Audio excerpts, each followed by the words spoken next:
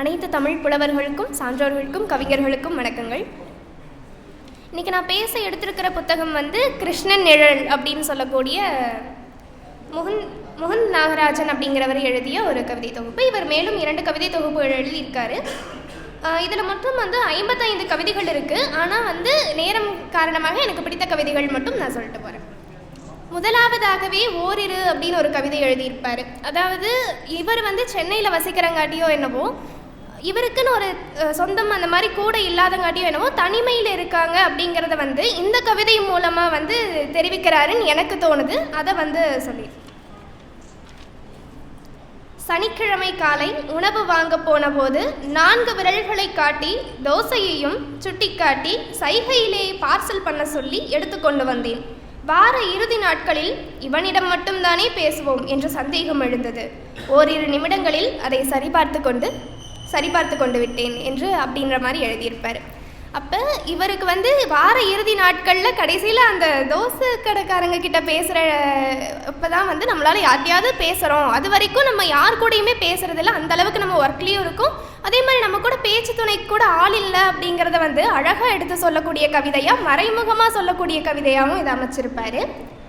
அப்புறம் சிறு வயதில் குழந்தை அப்படின்னாலே தெரியும், ஏதோ ஒன்று பார்த்துச்சுன்னா அது எனக்கு வேணும். அது வந்து அழகாக இருந்ததுனாலும் அதை வந்து வேறு யாராவது இசைச்சிட்டு இருந்தாங்க, வேறு யாராவது பாடிட்டு இருந்தாங்கன்னு அது வேணும்னு கேட்பாங்க.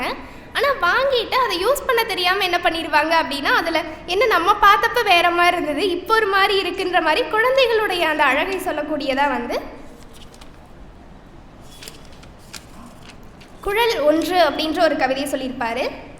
ஓடும் ரயிலில் அடம்பிடித்து வாங்கிய குழலில் அதை விற்றவன் வாசித்த பாடலை சலிக்காமல் தேடிக்கொண்டிருக்கிறது குழந்தை அப்படின்னு சொல்லியிருப்பார். அதாவது அந்த வாசித்தவனுடைய பாடல் வந்து அந்த புல்லாங்குழலில் கேட்கலையே அப்படின்னு சொல்லிட்டு அந்த குழந்தை அந்த வாசித்ததை மட்டும் வாங்கி பார்த்துட்டு அந்த பாடல் கேட்கலை அப்படிங்கிற மாதிரியான ஒரு கவிதையாக வந்து சொல்லியிருப்பார். அடுத்து இன்னொரு கவிதை, நேற்று என் வலது கன்னத்தில் அதிக முத்தம் கொடுத்து விட்டு போனாய், ஒரு காதில் மட்டும் ஜிமிக்கி அடித்தது போல உறுத்தலுடன் சுற்றி கொண்டிருக்கிறேன் என்று அப்படின்னு சொல்லியிருப்பாரு. இது வந்து ஒரு குழந்தையாக வச்சுக்கலாம், எப்படி வேணால் வச்சுக்கலாம். அப்போ ஒரு குழந்தை வந்து ஒரு முத்தம் கொடுத்துட்டு போகுது அப்படிங்கிற அதை வந்து அழகாக எடுத்து சொல்கிற மாதிரி, என் காதில் ஒரு காதில் மட்டும்தான் நான் ஜிமிக்கி போட்டிருக்கேன், இன்னொரு காதில் எனக்கு தோடு இல்லாத மாதிரி நீ கொடுத்து சென்ற முத்தம் இருந்தது அப்படின்னு அழகாக உவமைப்படுத்தி சொல்லியிருப்பாரு. அடுத்து நம்ம ஏதாவது ஒரு வேலைக்கு சேர்ந்துட்டோம் அப்படின்னாலே அது புதிதாக முதல் நாள் போகும்போது சின்ன பதற்றம் இருக்கும். இதை வந்து நம்ம சரியாக செஞ்சுருவோமா, இது சரியானது தானா அப்படின்னு. குறிப்பாக வந்து இந்த ரயில் பயணத்தில் இன்னும் அந்த ரயில் பயணத்துக்கு வந்து இந்த சிவப்பு கொடியும் பச்சை கொடியும் காட்டுறவங்க வந்து பயணிகள்லாம் சரியாக ஏறிட்டாங்களா, இல்லை வந்து ஏதேனும் இடையில தடங்கள் வந்துடுமான்ற ஒரு சின்ன பதற்றத்துலேயே இருப்பாங்க. அந்த ஒரு பதற்றத்தை வந்து அழகாக சொல்லக்கூடியதாக ஒரு கவிதை பச்சை புன்னகை அப்படின்னு சொல்லியிருப்பார்.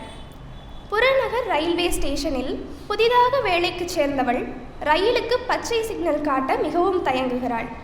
எல்லோரும் ஏறி இறங்கியதை உறுதிப்படுத்தி கொண்ட பின்னரே ரயிலை எடுக்க அனுமதிக்கிறாள். 1 வாரமாக அந்த ஸ்டேஷனில் ரயில் 1 நிமிடம் தாமதித்தே செல்கிறது. சில பயணிகள் அவளை பார்த்து புன்னகைக்கின்றனர். அவள் தன் வேலையில் கவனமாக இருக்கிறாள்.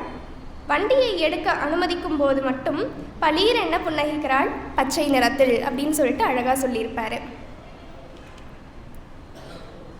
அப்புறம் வந்து இப்போ வரைக்கும் காலையிலையும் மாலையிலையும் நம்ம கிராமங்களில் இருந்தால் கூட என்ன பண்ணுவாங்க அப்படின்னா வந்து பால் ஊற்றிட்டு போகிற வழக்கமெல்லாம் இப்போவும் இருக்குது. அதாவது நம்ம போய் வாங்குறதை விட வந்து இது பண்ணிட்டு போகிற பழக்கம் இன்னும் இருக்குது. அப்போ அந்த மாதிரி ஒரு இதை வந்து நம்ம இந்த மாதிரி ஒரு கவிதையை யோசிச்சிருப்போமா அப்படின்னு சொல்லவே முடியாது. அந்த அளவுக்கு ஒரு அழகாக ஒன்று சொல்லியிருப்பார். வாசலில் கட்டி தொங்க விட்டுள்ள துணிப்பையில் காலை 6 மணிக்கும் மாலை 3 மணிக்கும் தவறாமல் பால் சுரக்கிறது தினமும் அப்படின்னு சொல்லியிருப்பார். அதாவது அந்த பாலை வந்து வச்சுட்டு போகிறாங்க, ஆனால் அதை வந்து எப்படி ஒரு கவித்துவமாக சொல்கிறது அப்படிங்கிறதுல இது அழகாக சொல்லியிருப்பார். அதை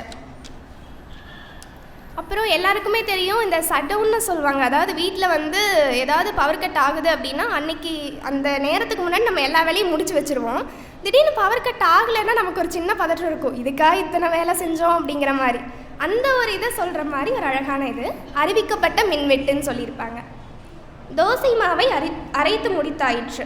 மோட்டார் போட்டு தண்ணீரை மேலே ஏற்றியாகிவிட்டது. 8 மணிக்குள் பாதுகாப்பான இடம் தேடி உட்கார்ந்தாகிவிட்டது. 8 ஆயிற்று மின்வெட்டாகவில்லை. 8 1 ஆயிற்று மின்வெட்டாகவில்லை. மன்னிக்கணும். 8 1 ஆயிற்று, 8 2 ஆயிற்று, பதற்றம் நீடிக்கிறது அப்படின்னு சொல்லியிருப்பாங்க. அதாவது நம்ம வீட்டில் நடக்கிற இயல்பான விஷயத்தை எப்படி கவிதையாக சொல்கிறது அப்படின்ற மாதிரி அழகான கவிதைகள் சொல்லியிருப்பாங்க. இவருடைய சில கவிதைகள் படிக்கும்போது அதனுடைய செறிவோ நுட்பமோ எனக்கு சில கவிதைகள் புரியலை. ஆனால் பிடித்த கவிதைகள்லாம் உங்கள்கிட்ட சொல்லிகிட்டு இருக்கேன்.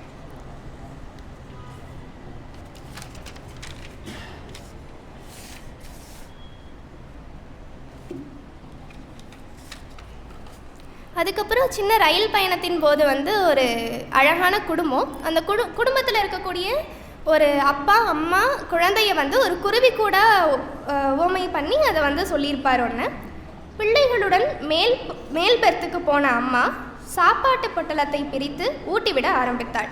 அப்பா குருவி வெளியே போய் தண்ணீர் பாட்டில் வாங்கி வந்தது. ஒரு இரவுக்கான கூடு உருவாகி இருந்தது ரயில் கிளம்புவதற்கு முன்னால் அப்படின்னு சொல்லிட்டு அந்த ஒரு குடும்பத்தை அழகான குருவி கூடா மாற்றி சொல்ல கவிதை இது. அடுத்து நம்ம வீட்டில் இப்போ ஒருத்தர் தான் இருக்கோம் அப்படின்னா, ஏதோ ஒரு பழம் வாங்கிட்டு வந்துட்டோம் வச்சுட்டோம் அப்படின்னா நம்ம அதை சாப்பிடல அப்படின்னா அது வேஸ்ட்டாக போயிடும் அப்படிங்கிறது ஒருத்தருக்கு இவ்வளோ பெரிய பழம் எதுக்கு அப்படிங்கிறது வாங்கின பின்னாடி நம்ம யோசிப்போம் இல்லையா? அந்த மாதிரி ஒரு அழகான கவிதையாக இன்னொன்று எழுதியிருப்பார்.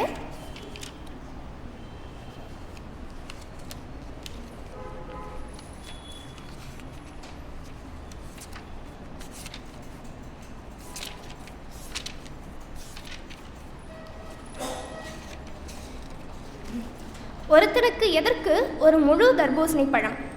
யோசிக்காமல் வாங்கி வந்துவிட்டேன். புத்தகங்களும் தினசரிகளும் அடுக்கி வைத்திருக்கும் இருட்டு சமையல் அறையில் வைத்தேன் அந்த பழத்தை. வீட்டில் நடமாடும் போதெல்லாம் கண்ணில் பட்டு திகிலூட்டுகிறது. நிறைவேற்ற முடியாத சத்தியத்தை போல கனமாக இருக்கிறது. மிச்சத்தை என்ன செய்வது என்று தெரியாமல் அப்படியே வைத்திருக்கும் பெரும் பழம் அப்படின்னு சொல்லி அழகாக எழுதியிருப்பார். இறுதியாக ஒரே ஒரு கவிதை. இது அங்கே இருக்கக்கூடிய சுவாமி, அதாவது ஒரு ஊரில் ஒரு பொதுவாகவே எப்போவுமே சாமி கோயில் எல்லாமே இருக்கும். அந்த சாமி கூட இது எங்கள் ஊர் அம்மன் அப்படின்னு சொல்கிற மாதிரி ஒரு அழகாக ஒரு கவிதை எழுதியிருப்பார். பாரதிபுரம் அமர்ந்தவள் அப்படின்னு சொல்லிட்டு. Nemilicheri main road, Bharathipuram. அருள்மிகு ஸ்ரீ முத்துமாரியம்மன் ஆலய 18ஆம் ஆண்டு ஆடி மாத திருவிழா அழைப்பிதழில் இருந்த செய்யுளில் முத்துமாரி, முப்பெருந்தேவி, சங்கரி, பராசக்தி என்ற பெயர்களுடன் பாரதிபுரம் அமர்ந்தவள் என்ற புது பெயரும் இருந்தது. நெமிலிச்சேரி மெயின் ரோட்டில் நடந்த யுத்தத்தில் அசுரர்களை அழித்துவிட்டு சினம் தனிய பாரதிபுரத்தில் அமர்ந்து விட்டாளோ என்று யோசித்தேன். அவள் முகத்தை உற்று பார்த்தேன். விளக்கு ஒளியில் எங்கள் ஊர் காரிமுகம் மாதிரித்தான் இருந்தது அப்படின்னு சொல்லியிருப்பார். அப்போ இந்த கவிதைகள் மொத்தம் 55 கவிதைகள் இருக்குது. எனக்கு பிடித்ததை மட்டும் சொல்லியிருக்கேன். அப்போ இந்த கவிதைகளை நீங்கள் கண்டிப்பாக வாங்கி படிக்கணும் அப்படின்னு சொல்கிறேன். ஏன்னா ஒவ்வொரு கவிதைகளும் அவ்வளவு அழகாக இருந்தது. எனக்கு நேரம் இல்லாத காரணத்தால் நான் இதோடு நிறுத்திக்கிறேன். நன்றி.